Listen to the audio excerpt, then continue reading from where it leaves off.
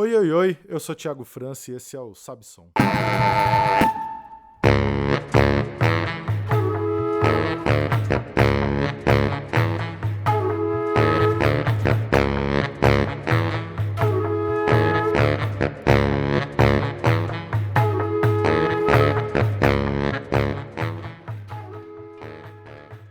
Sabe Som é um podcast voltado a falar exclusivamente de música e assuntos relacionados ao tema. Produzindo de casa e agora assumindo que eu biquei de vez a periodicidade por motivos de que não está sendo fácil, conversando remotamente com os convidados e mandando um salve distanciado para os parceiros da distribuidora Trattori, o estúdio Ori Music Lab e a rádio online Dublab Brasil.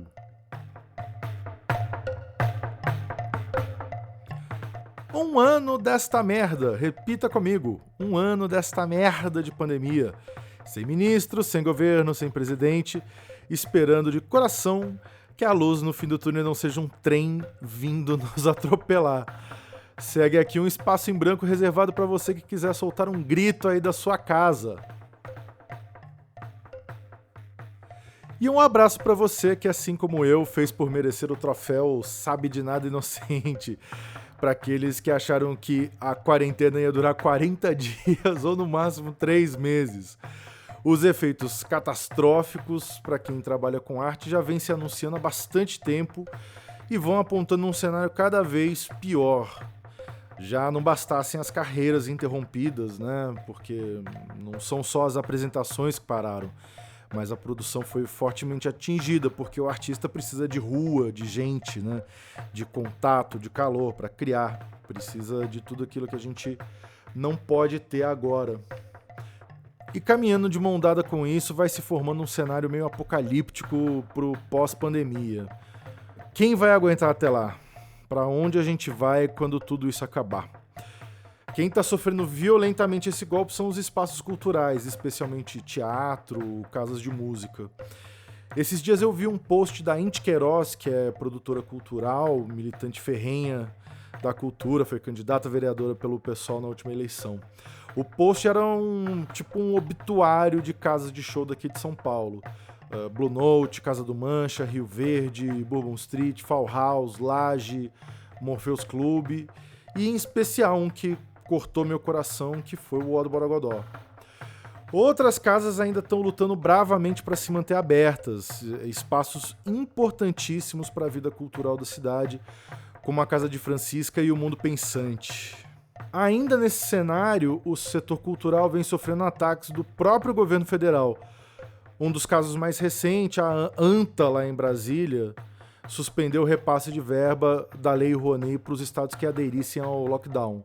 Mesmo que só no papel, né? Porque a gente sabe que aqui em São Paulo o lockdown não tá lá essas coisas. E ANTA, com todo respeito, as ANTAs. Enfim, eu não vou ficar falando de política aqui, porque se eu for falar de tristeza, meu tempo não dá. E a ideia do podcast é justamente ser um respiro nessa hecatombe toda. Notícia salta na nossa cara toda hora, a mesma notícia 300 vezes por dia, ninguém precisa de mais um espaço para repetir a mesma coisa. E sabendo também que a vida noturna é sazonal, as tendências, modas, vontades vão mudando, o público migra porque cansa do lugar, cansa da música, do bairro. Quem trabalha na noite sabe muito bem que cada espaço novo nasce já assombrado pelo reloginho do prazo de validade. Por um lado é assim, sempre foi, faz parte, mas dessa vez está sendo diferente, é mais triste. Os espaços estão abandonados, fechados e morrendo de Covid. Então, falando do ponto de vista artístico-cultural, qual é a importância desses espaços e o impacto do fechamento das casas? Hoje, episódio número 39 do Sabe Som, falando de lugar para tocar, em especial o Odo Borogodó. E para traçar esse diagnóstico, começamos com a participação da pandeirista, produtora e pesquisadora musical Roberta Valente. Eu não seria nem pandeirista, nem produtora e provavelmente também não seria pesquisadora de música se não fosse um bar. No caso, o Bom Motivo, em Pinheiros, aonde eu fui parar sem querer num sábado à noite, quando eu tinha 16 anos, e onde eu conheci os maiores chorões de São Paulo. E eu fiquei deslumbrada e a minha vida mudou a partir daí. Foi nesse espaço que eu me dei conta de que era possível viver de música. Comecei a tocar por hobby e depois eu fui naturalmente me profissionalizando. Nessa época, não tinha professor de choro, não tinha professor de música popular, digamos assim, né? De pandeiro, então, nem pensar. Então, o bar teve para mim um papel primordial de aprendizado. Eu aprendia vendo os melhores chorões de São Paulo tocar. E quando eles acabavam de tocar, eu ia lá e perguntava, e eles davam dicas, e eles davam aulas indiretamente, digamos assim, né? O bar tem essa função importantíssima de unir o iniciante com o mestre, sabe? Eu toquei em dezenas de bares e frequentei muitos outros, mas alguns tiveram um papel muito forte na minha vida. O Vou Vivendo, onde eu conheci ídolos como Paulinho da Viola e o Altamiro Carrilho. O Boca da Noite, no Bexiga, onde eu conheci o Mário Lago, o João Nogueira, o Eduardo Gudim. O Világio Café, onde eu conheci os maiores sambistas do Brasil.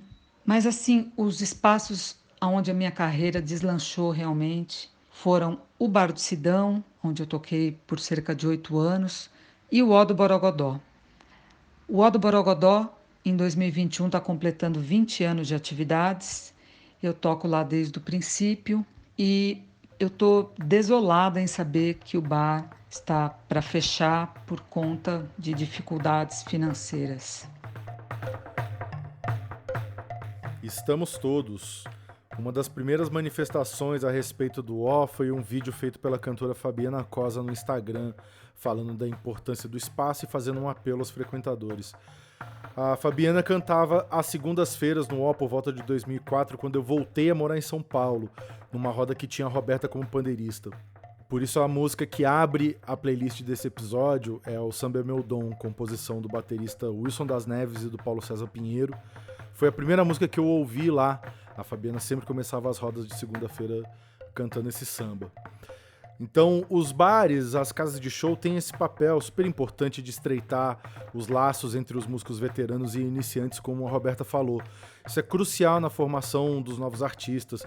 Você poder ver de perto, trocar ideia, dar canja, tocar junto, ter acesso a essas pessoas que você admira e ter oportunidade de mostrar seu trabalho também.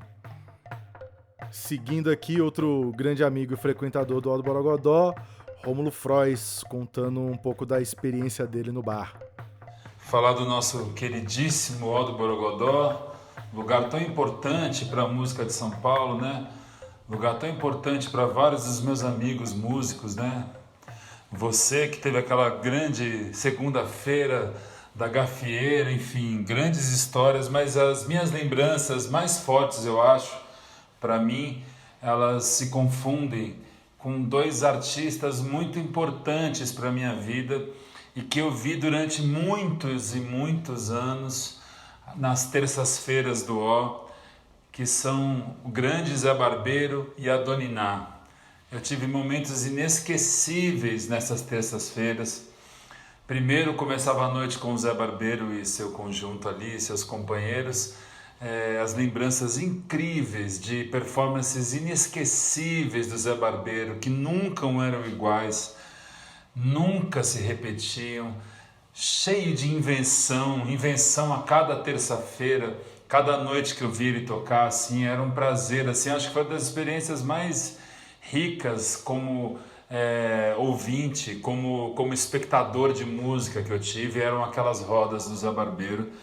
E aí o momento que culminava com o momento que era assim uma espécie de auge da noite, quando Dona Iná entrava e desfilava seus Nelson Cavaquinho, Paulinho da Viola, enfim, eram noites muito bonitas, muito especiais, era um Brasil muito bonito, muito especial, que anda fazendo muita falta nos últimos tempos, e é uma pena estar fazendo esse áudio aqui por conta dessa má notícia do fechamento do Ó, mas eu tenho certeza que, enfim, Léo e Stefânia vão se reerguer, vão abrir um outro lugar, vão abrir um outro espaço, escrever uma outra história, e eu quero muito estar lá de novo para assistir novos Zé Barbeiros e novas Donas Inás, enfim, a moçada que virá, porque a moçada sempre vem, não importa o que aconteça.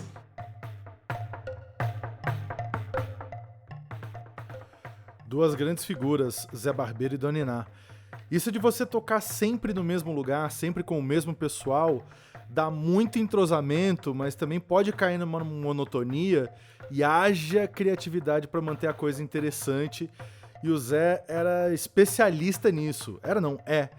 Sempre com alguma coisa inesperada no meio da música, né? Coisa de pegar um choro clássico e trazer uma ideia nova, alguma coisa inusitada. Era sempre muito legal acompanhar de perto e, claro, todas as vezes que eu tive a oportunidade de tocar junto também.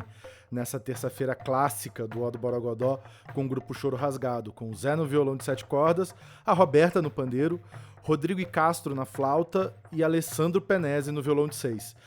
Aliás, um papo que rolou aqui no episódio 32 com o Jean Correia. Em qualquer lugar do mundo a gente chama violão de violão.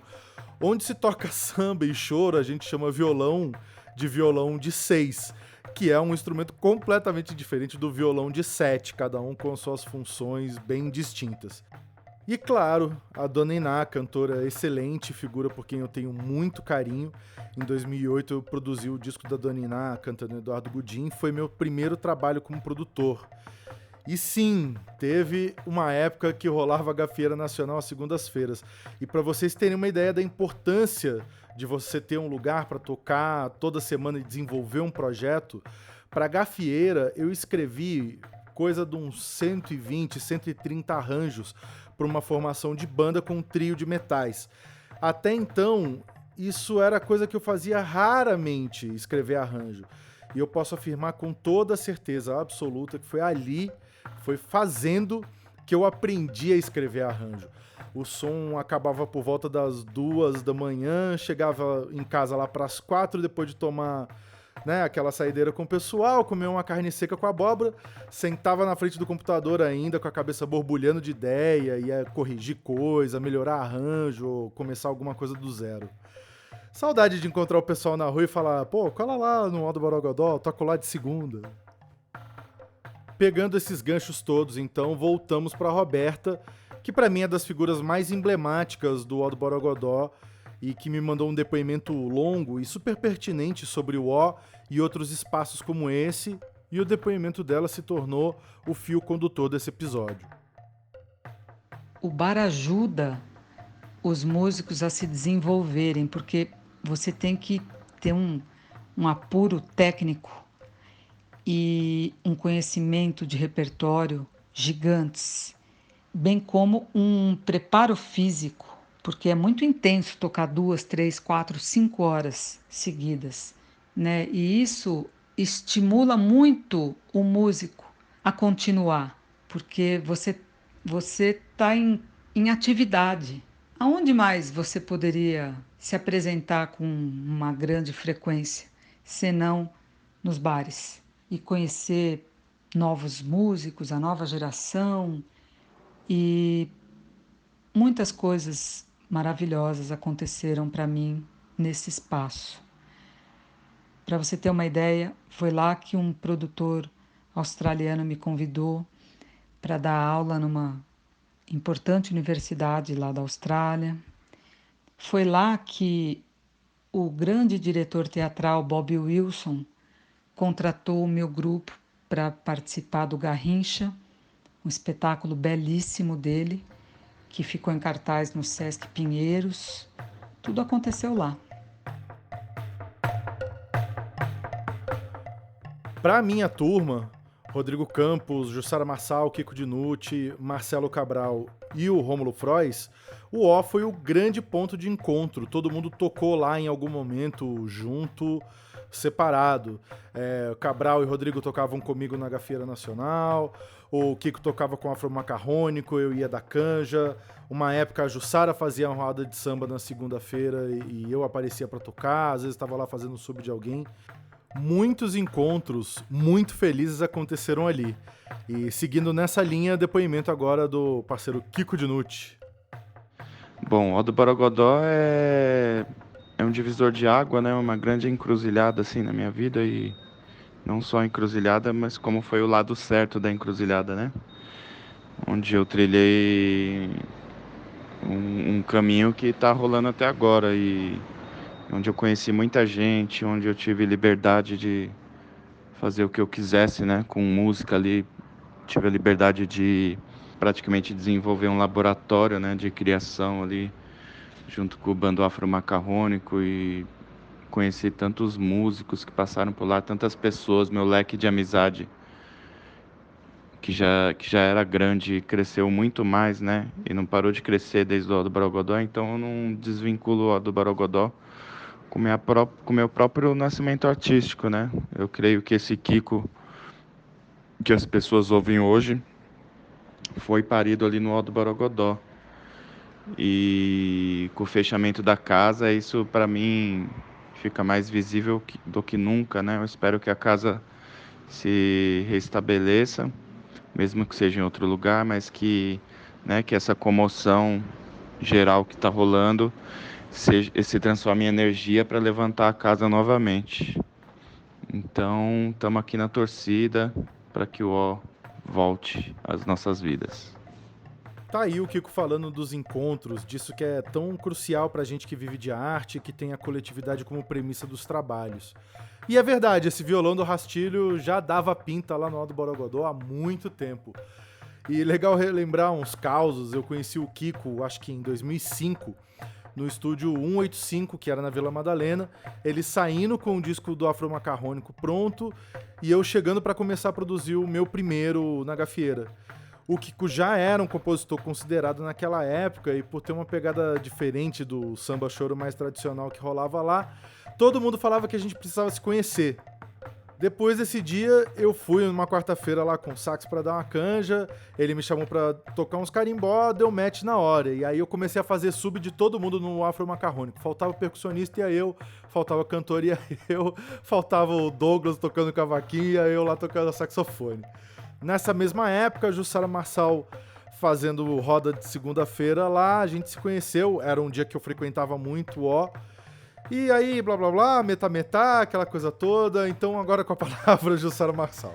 Tem uns lugares que ficam na nossa memória por marcarem uma época da nossa vida, por significar um lugar de muitos encontros assim que a gente leva para a vida. E o Ó do Borogodó é um desses lugares assim. Além de eu tocar lá e conhecer um monte de músico incrível, era o lugar que a gente sempre voltava. Além do dia que eu tocava, muitas vezes na semana eu estava no O para encontrar as pessoas, para ouvir a música, para me divertir. Era um lugar que a gente tinha como aquele de fechar a noite, sabe? Você fez um show e aí vai pro O para fechar a celebração, ou então você vai no cinema e dá uma passadinha no O para ver o que tá rolando. Era muito especial nesse sentido. Então vai ficar muito, assim, muito na memória o que eu vivi lá. E cara, não é pouca coisa, criar esse tipo de identidade é muito especial, ainda mais numa cidade dura igual São Paulo. Você ter um lugar onde você se sente à vontade pra ir, até sem saber o que tá rolando, é um verdadeiro serviço de utilidade pública. E é muito legal esses ambientes, né, que eles acabam virando ambientes de músico, frequentados por músicos, né, uns finais de noite memoráveis nesses lugares aí, especialmente no Alto Borogodó. E passando de novo a bola para Roberta Valente. Os bares são responsáveis também pela formação de público, coisa importantíssima, porque se a gente for depender da televisão ou até mesmo das rádios, a gente tá frito, né? É muito triste ver tanta história da nossa cidade, da nossa cultura, dos nossos patrimônios artísticos sendo jogada na saudade, né?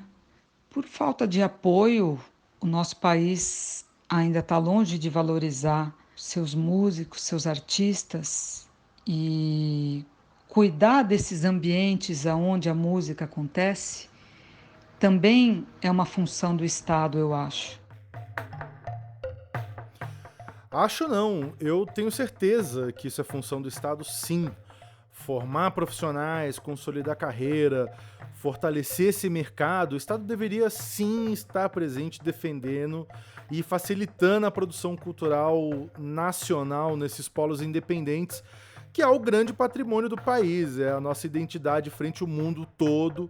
E gostando ou não, a música brasileira é um grande cartão de visita, ela é muito única, ela é encantadora no planeta inteiro. Quem tá aqui, quem vê de dentro, esquece, mas não deveria. E outra, o Estado dá tanto subsídio pra igreja, né? Que mal tem em fomentar nossa cultura, né? Criar mais essa meia duziazinha de emprego aí. E realmente esses espaços formam público. A gente se admira de ver gente que acompanhou as nossas fases mais diferentes. Conheceu a gente tocando no O, depois foi ouvir improvisação livre, e tá aí até hoje acompanhando com um bloco de carnaval, vendo o show no Sesc, isso é muito legal. Gente que de tanto colar em show fica amigo. De novo, não é pouca coisa. Com a escassez de respiro que a cidade tem, a escassez de opções de lazer, esses encontros são valiosíssimos. Então o Estado tem esse papel importante para ser desempenhado, que é subsidiar isso tudo, que todo mundo gosta, que todo mundo quer, mas torce o nariz para pagar. Porque quando a Roberta diz sobre valorizar, estamos falando de dinheiro, de grana circulando. Não é só elogia no papel, não é só like. É tornar mais digna a vida das pessoas que estão envolvidas na vida cultural da cidade, tornar possível esses espaços existirem de forma mais tranquila, sem ser um sacrifício, né? A gente já aprendeu a dar valor a objeto, né? Tá na hora da gente aprender a dar valor também para talento, coisas que são invisíveis, que são impalpáveis, né? O trabalho, o suor das pessoas, né? Tá na hora. Passando a bola agora para a cantora Juliana Amaral, figura queridíssima com quem eu dividi muitas noites de quinta-feira no O do Borogodó. O O me ensinou a cantar, em grande parte, né? Eu fiquei cantando no O por 14 anos. Eu vinha de uma relação com o universo do samba de muita admiração, mas também de muita distância. E foi a partir da roda que eu passei a conduzir no O em 2004 que, de fato, eu acho que eu entendi o que é uma roda de samba, o que é, enfim, toda uma grande mitologia que envolve, enfim. Não que eu me considere uma sambista de jeito nenhum, eu não teria nem coragem de dizer isso, né? Porque, enfim, ser sambista é muito mais, mas de fato a importância poética que o samba ganhou e a dimensão que ele ganhou na minha vida artística a partir da minha experiência no O foi... eu não tenho como medir. Eu tenho 2 discos dedicados ao repertório do samba por causa dessa experiência e alimentada por essa experiência, né?